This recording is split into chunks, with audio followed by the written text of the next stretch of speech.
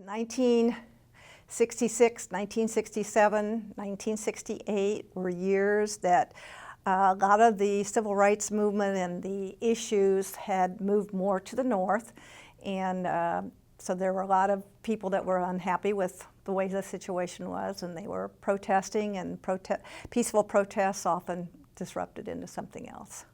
What at Southside High School made students want to have a riot? The flag was what I remember most. I think part of it is, and I'm sure part of it is, things going on other places. And so if something comes up, you might interpret it a different way, or you might be on edge, and so you might be willing to fight over something that you might not have a year ago.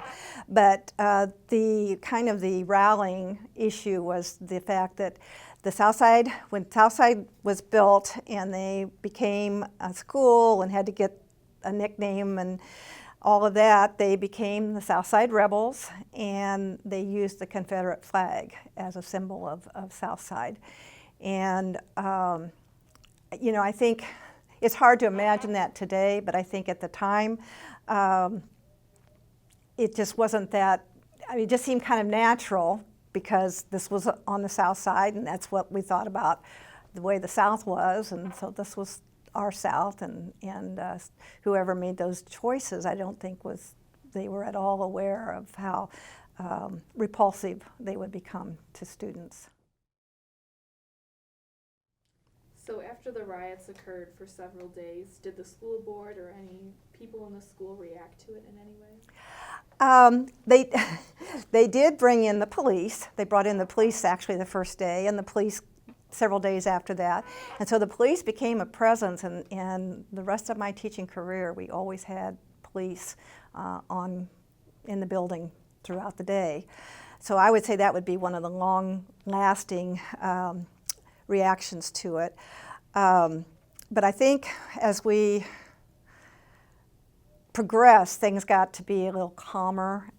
There was a desire to have the principal removed, and he did not leave.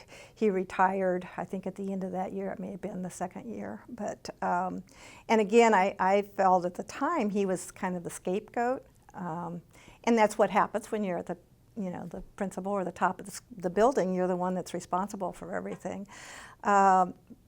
And so I think it was probably a natural progression, but I don't think, again, that he had done one thing to precipitate all that had happened. I think it was just at that time, and people were frustrated, and they chose to make a statement. The movement at Southside and nationally at the time started some things that were different.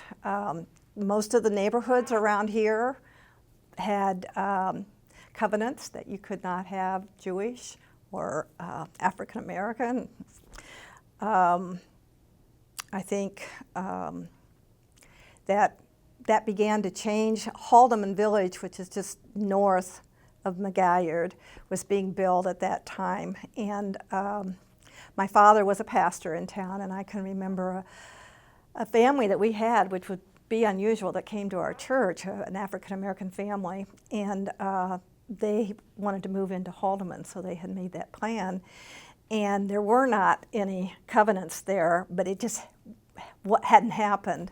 And so my dad went over several nights and spent the night while they were moved initially just in case there was anything happening. Now, looking back at it, I'm thinking, yeah, I can't imagine what my dad would have done because he never fought or anything. But I think just the comfort, and for him also just to be there was a good thing for him. When you talk about our freedoms here in America, we do have freedoms, but we seem to be going into a phase of interpreting those freedoms to be freedoms if they're my beliefs. And freedom of religion is a good example for me because in my mind we are a Christian country because we have so many Christians living in the country. but we did not create this country to be Christian. You know, it's separate. And I don't understand why that's so hard for people to grasp. They think that everything should be their way with their belief. And so I guess I wouldn't probably be that harsh with 4th and 5th graders, but I think I would try to sit down with them and just help them to understand that that's the beauty of this country, that we have all this diversity, that we have all these different thinkers, that we have all these different opportunities, and learning to respect one another is probably just critical.